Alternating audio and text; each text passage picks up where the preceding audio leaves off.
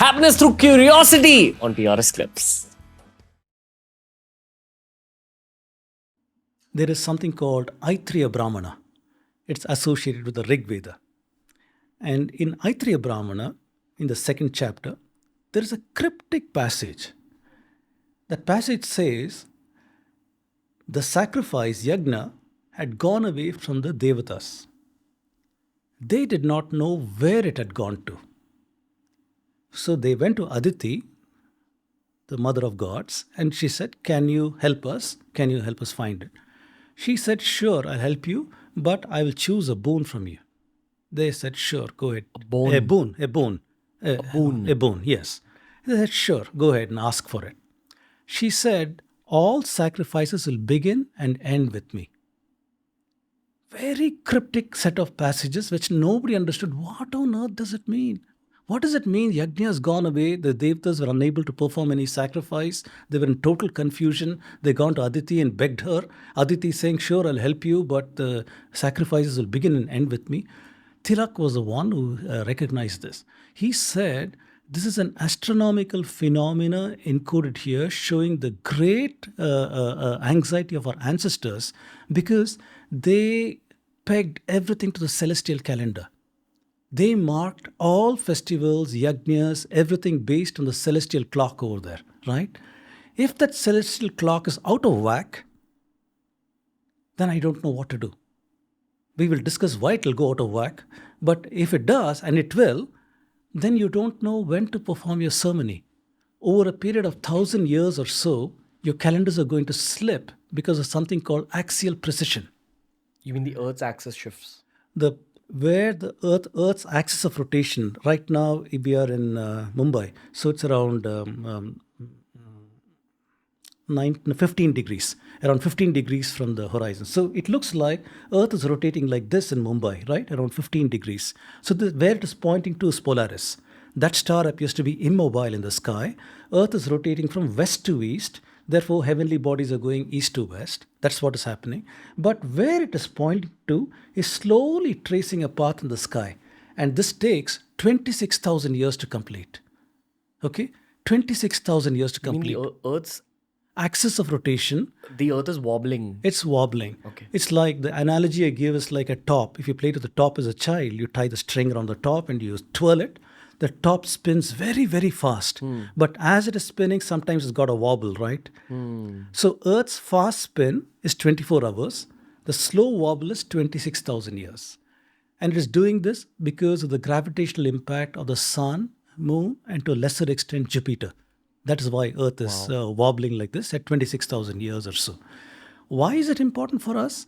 Because we used sidereal astronomy. Sidereal meaning with respect to a nakshatra that is at a certain What is point. the word nakshatra?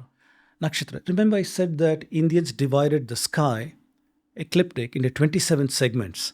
And they identified a principal brightest star in each segment. They called each of that a nakshatra. So we can identify that with the stars today. For example, Kritika is Pleiades, and Rohini is Aldebaran, and Revati is Zeta Piscium. Like this, we know what these stars are based upon what Indians did in the past. So we had a perfect mapping of the skies based on these kind of things. These are called nakshatras. So I said that Earth is precessing 26,000 years. And I said, why is it important for us? Because we observed a phenomena based on what is a nakshatra at a cardinal point of astronomy. What are the cardinal points of astronomy?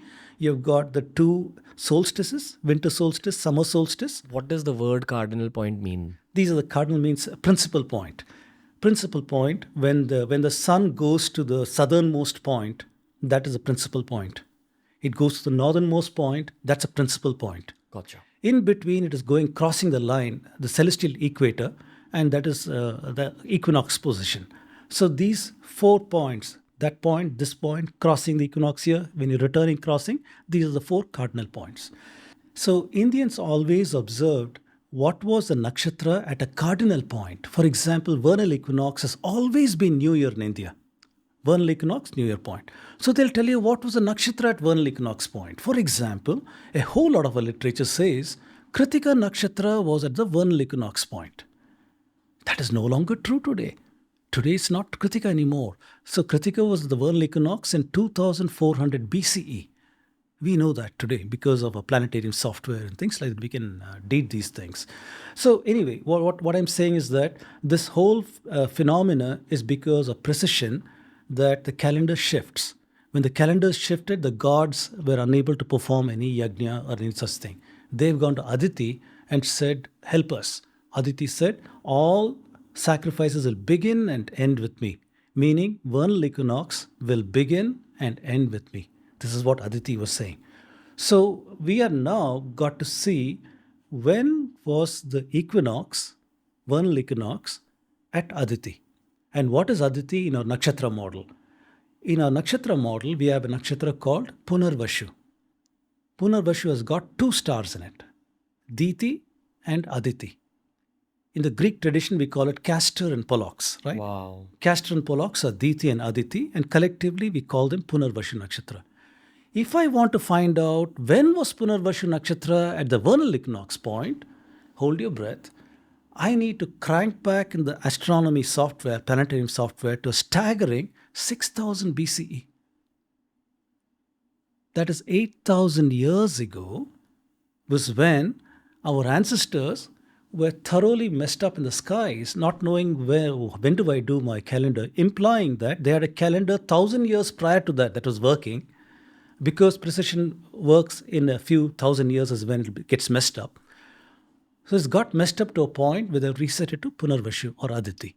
That is what it's telling us. What is the 26,000 year Cycle. timeline then? So this 26,000 years, like I said, this is the amount of time it takes for the axis of rotation of the Earth to trace this path in the sky and come back. Today we are pointing at a star called Polaris.